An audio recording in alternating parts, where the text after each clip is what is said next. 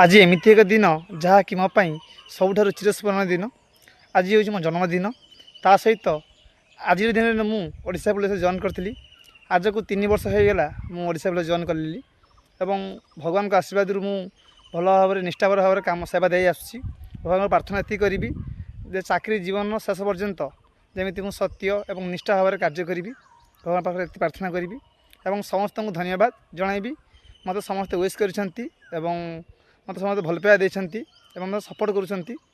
समस्त को धन्यवाद। और मुझे भगवान प्रार्थना करी आपण चलापथ कुस्मित हो सुखमय हो आप निजर सपन पाखे पहुँची पारतु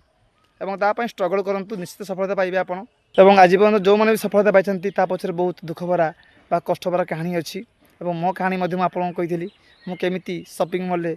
9 ରୁ 10 घंटा काम कर आसी राति पुणी निज सपन कर्म करूली।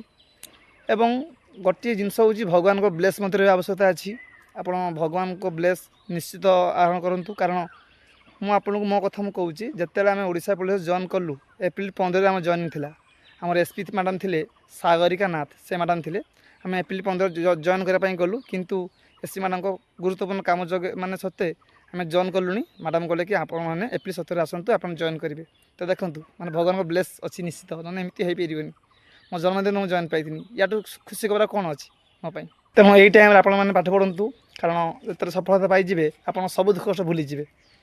तेणु पढ़ापढ़ी करूँ रोची जय जगन्नाथ।